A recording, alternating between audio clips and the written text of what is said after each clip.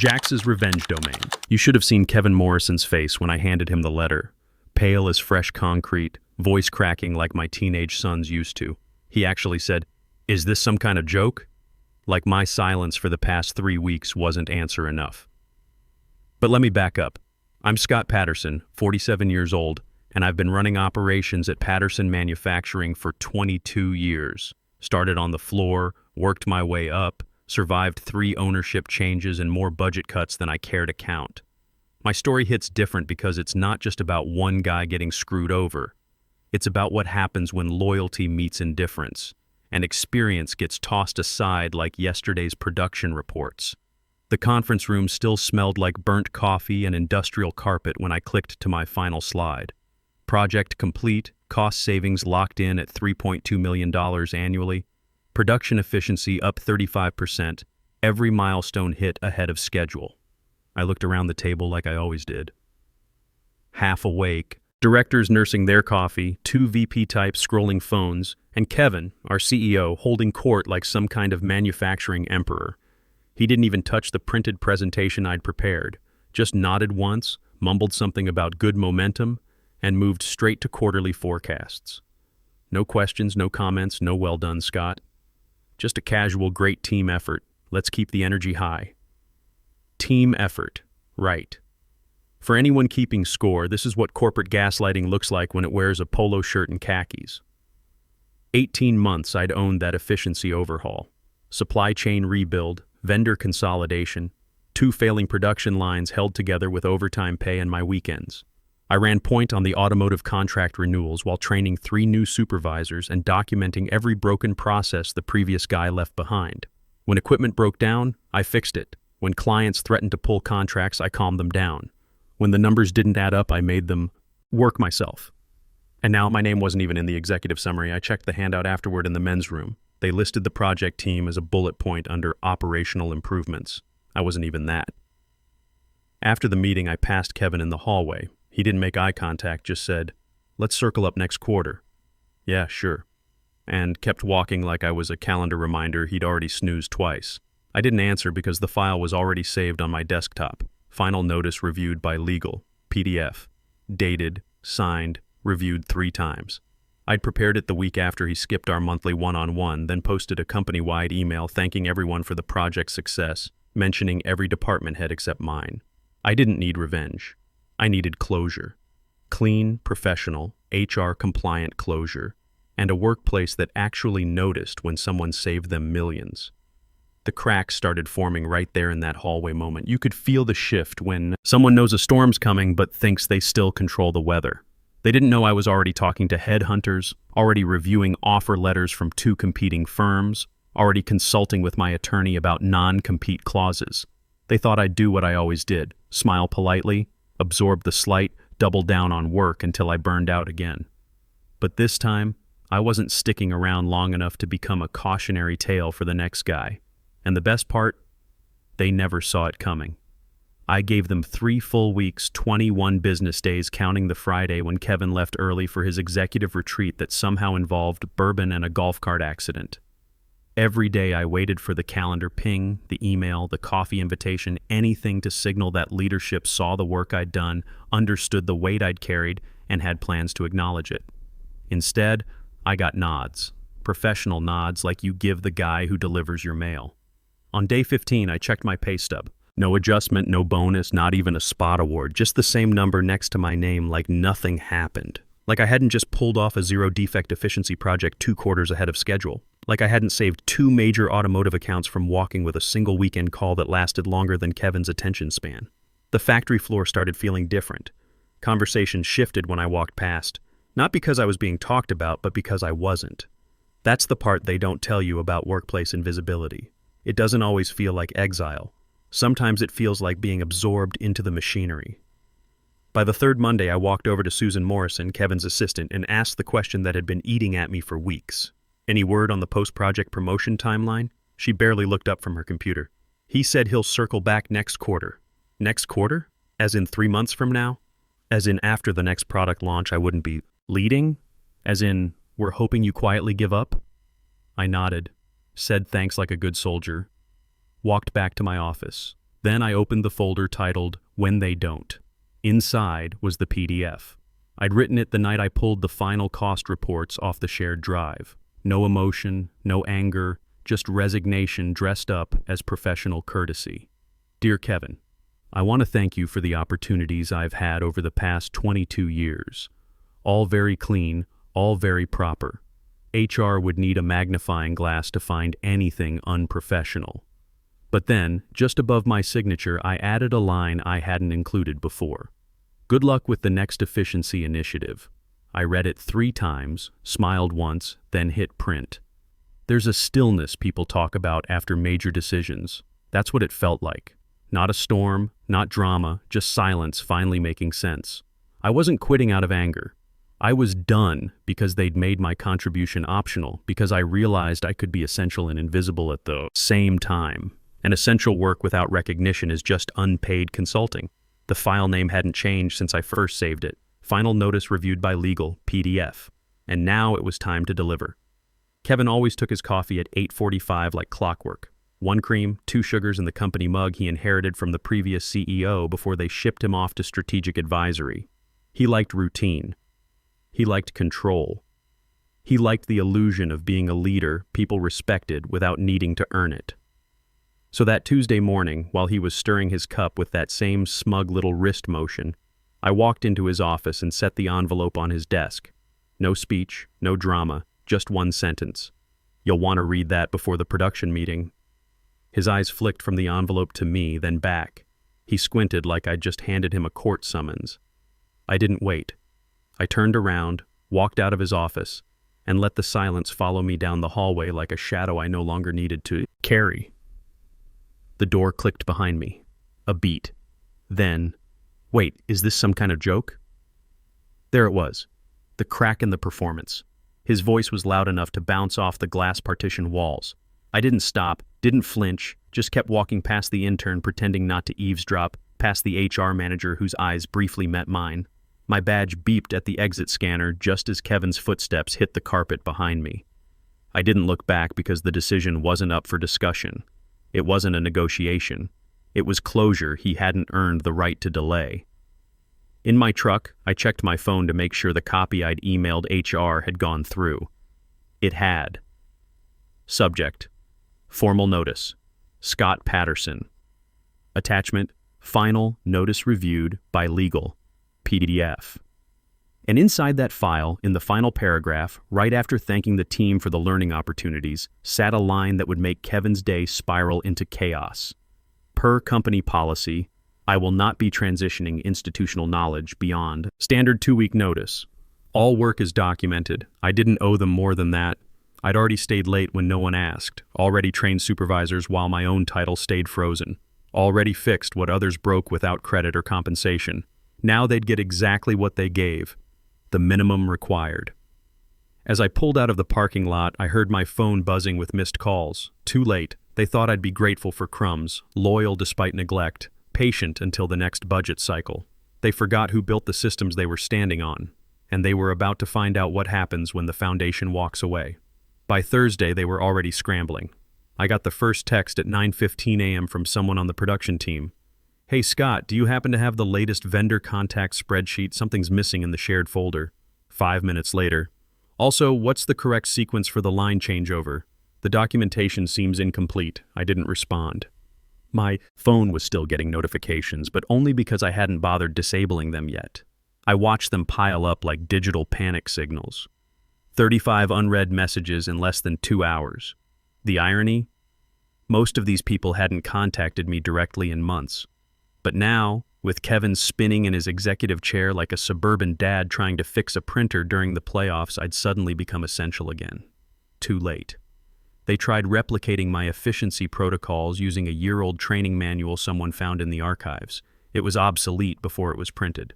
The vendor matrix they used still referenced suppliers I'd replaced 8 months ago. The cost tracking system, which I'd custom built with 3 approval tiers and automated reporting, didn't function properly because, surprise, someone had removed my system access on Monday. So now they had beautiful spreadsheets with no actual data underneath. By afternoon, I got the real kicker. A screenshot from Ryan Foster, the junior supervisor I'd been mentoring. It was from the production team chat. One of the new guys had posted, "Does anyone know where the maintenance schedule actually lives? Manual says folder M7, but I can't find access." M7. Poor kid. M7 was shorthand for Morrison's seventh mistake, my private joke after spending a weekend untangling a mess Kevin's previous efficiency consultant left behind before jumping to that doomed logistics startup. The folder wasn't labeled M7 anywhere. It was nested under Legacy Protocols Backup v2 in an encrypted directory I maintained locally. Of course they couldn't find it. Of course no one remembered, because when you're the one who always catches the falling parts, people forget gravity exists. And still, I stayed quiet. No response, no rescue. Not because I wanted them to fail, but because silence is its own kind of answer. The kind you choose when your work gets praised in private and forgotten in public. The kind that says, if you only value the engine when it stops running, you never deserve the mechanic. The COO sent a meeting invite that evening, 15 minutes to discuss transition protocols. I declined. I didn't need to discuss anything. I'd already built the systems. They were just now realizing what happens when the one person who knew how everything connected finally lets go. Friday's leadership call was already 25 minutes late when Kevin finally joined. His tie was crooked, probably from rushing, and his video kept cutting out like even Zoom didn't want to deal with him. Someone tried breaking the tension with a joke about Murphy's Law. No one laughed. The production report he screen shared looked wrong. The metrics were outdated, the efficiency ratings made no sense, and two major initiatives, the Q4 audit prep and the supplier transition, were just gone, like no one had ever told him they existed. Except I had, repeatedly, in meetings, in emails, in the presentation I'd given 3 weeks ago, the same presentation he'd glanced at once, before saying great team effort and moving to his next agenda item. Now here he was, pretending to captain the ship while waving an old map and hoping no one noticed we were already off course. Then came the moment. The COO leaned forward on the call, her voice like steel wrapped in velvet. "Kevin, I'm looking at the dashboard and don't see updated efficiency metrics for the manufacturing overhaul." "Where are they logged?"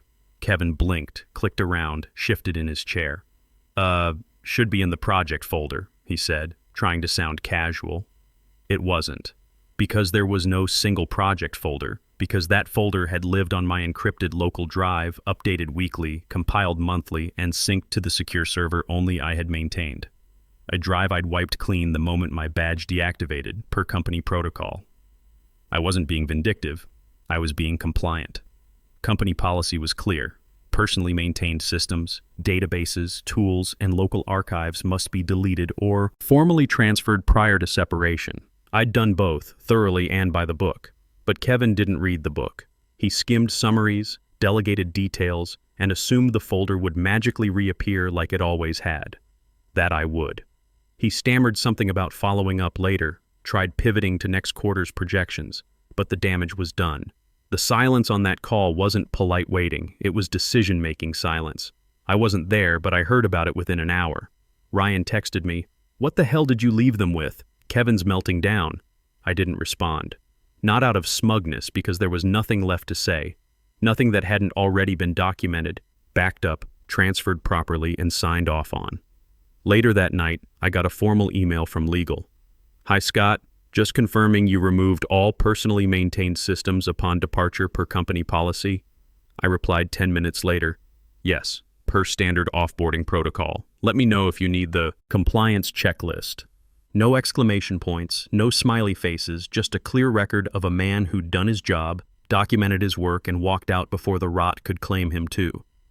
Because silence isn't always the absence of sound. Sometimes it's proof you already said everything that mattered, loud enough the first time. Monday morning started with a system-wide alert they thought was just a glitch until every attempt to run the monthly efficiency report failed. Complete failure. The automated system stalled at 12%, production logs froze, and by 8:30 a.m. the plant manager was fielding angry calls from 3 major clients asking where their delivery confirmations were. Turns out when you gut an efficiency system built by one person and never learn how it actually works, it tends to bite back hard. Access credentials had expired over the weekend. They assumed auto-renewal because everything just worked before. But the auto-renewal wasn't automatic. It was manually triggered every Sunday night by a secure script I'd built during the supplier crisis last year. A crisis I'd worked through 3 consecutive weekends to solve, a crisis Kevin never even acknowledged. So without the renewal trigger, the whole authentication chain collapsed. Then came the real chaos. The vendor contracts, gone. Not missing, just not where they thought they'd be.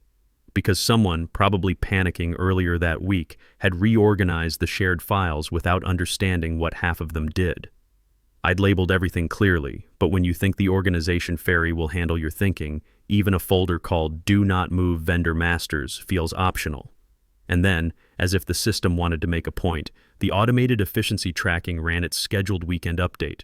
It crashed spectacularly because the script still referenced my user credentials, the ones I'd decommissioned the moment my resignation became effective.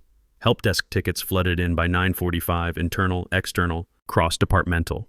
Even the plant manager called Kevin directly, asking if the entire production tracking system was compromised. Kevin, naturally, tried to override everything manually. That's when he met the security wall I'd built with my own hands. The override command failed. The system returned one beautiful, brutal message. User S. Patterson terminated. Administrative reset required. It sat there on his screen like a ghost of every time they'd taken my work for granted. Administrative reset had been my idea, something I'd fought to implement after a contractor nearly deleted live production data with a careless command. I'd warned them that bypassing security protocols wasn't just risky, it was negligent. Kevin had called it overkill, approved it anyway because the insurance company liked how I'd explained it during the safety audit. Now he was locked out of his own system by a security protocol he'd never understood, built by a man he'd forgotten to acknowledge. And I wasn't there to watch it burn. Did I celebrate? No. I poured my coffee, sat on my back deck, watched the morning fog roll over the neighborhood. Somewhere in that factory, people were panicking. Executives were dialing in from vacation. Engineers were trying to reverse engineer systems built from 22 years of experience and weekend problem solving.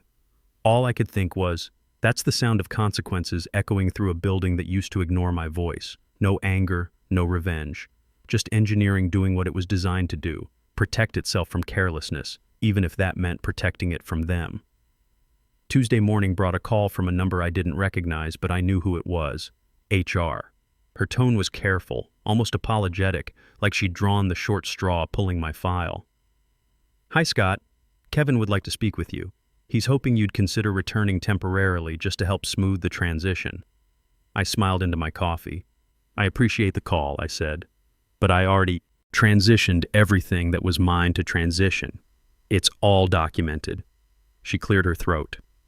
He's hoping for some hands-on guidance, maybe just a week or two. Of course he was, because now the factory was bleeding and the Band-Aids weren't holding. Because they'd realized team effort doesn't mean much when no one on the team knows where the wires connect. Because suddenly the man whose name they'd forgotten to include in the summary was the only one who could explain how not to sink the ship. I'm not available for that, I said. I left cleanly, on time, and by the book. There was a pause. Would you consider a consulting arrangement? A few hours later, Kevin himself called. His voice was too upbeat, like a salesman who knows he's already lost. Hey Scott, glad we could connect. Look, I think we got off on the wrong foot after the project. I'd love to bring you back for a few weeks, just to help the team get situated. I can offer you a 25% bump. I didn't say anything. He filled the silence. Okay, 40% and a director title. Fully remote, you'd be back in the system this afternoon. I let the offer hang there, then answered flatly. Kevin, this was never about money. Silence. You missed the moment, I continued. Not the payout, the moment. He tried pivoting, talked about rebuilding trust, valuable contributions, long-term vision. That's when I cut in. You remember the efficiency documentation? I asked. Of course. It was in the shared system I transferred to you 4 weeks ago. You removed my access the same day I submitted notice. So the vendor protocols, the maintenance schedules, the cost tracking algorithms, they're all in that system. Another pause, longer this time. What I heard in his silence wasn't anger. It was the hollow realization that the collapse wasn't accidental. It was structural, built on his choices. I see, he finally said. I didn't offer to fix anything, didn't offer to help. I didn't owe him anything. I'd done everything right, given notice, documented processes, filed clean reports, removed personal systems, flagged risks, even offered transition support before I left. And they'd still chosen to make me invisible. Now they were choking on the consequences of their own blindness and hoping I'd be sentimental enough to save them from it. But I wasn't sentimental. I was free. And Kevin was learning the hard way what happens when the man who kept the machine running decides he's no longer interested in maintaining parts that never gave him credit. Clean refusal, no second chances, and no consulting rate for ego repair. I could have left them to completely self-destruct, let them figure it out with Google searches and outdated manuals. But I didn't. Not because I owed them anything, but because Ryan Foster deserved better. Ryan had been my shadow for 2 years, came in straight from community college, green as summer grass but twice as eager. He asked the right questions, stayed late to understand how I built maintenance, schedules, took notes, like he knew every detail might matter someday. I'd taught him more than any supervisor manual covered. How to build systems quietly. How to defend your work without sounding defensive. How to document for a future you might not be part of. When the dust settled after my exit, he was the only name I gave them.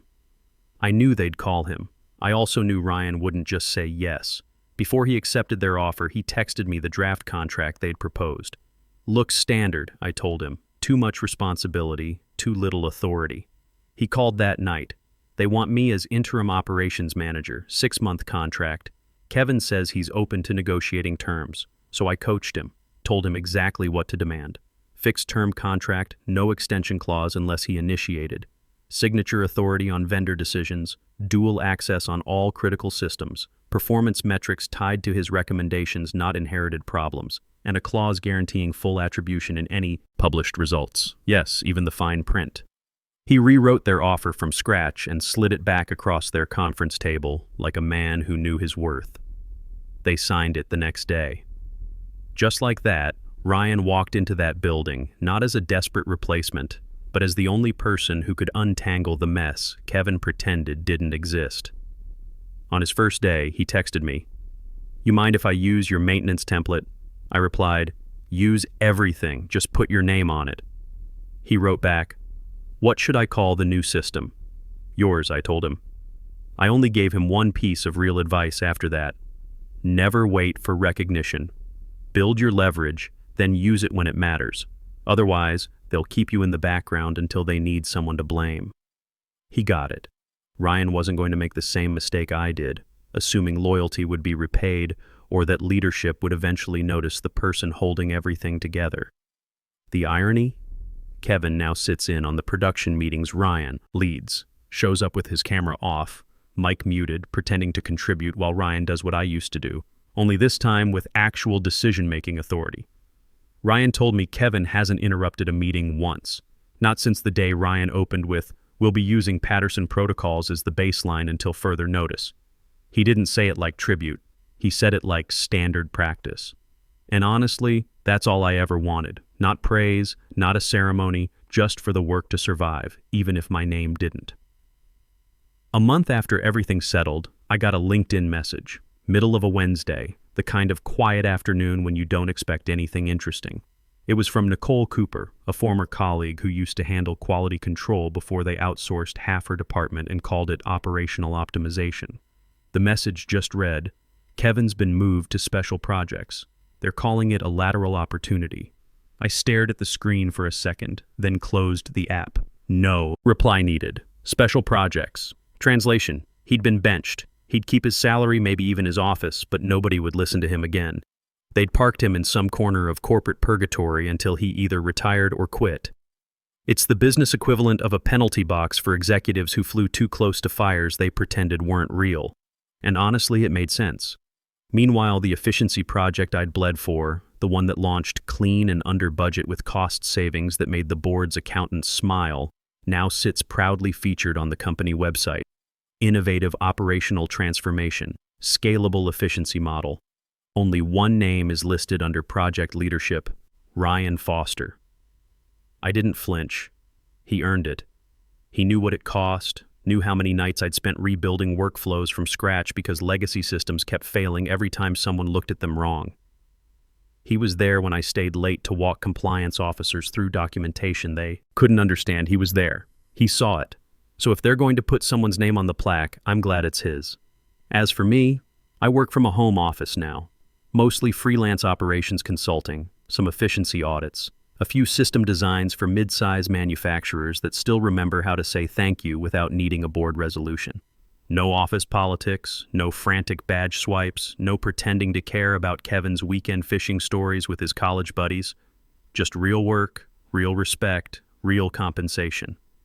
I track my hours, send my invoices, get paid, move on.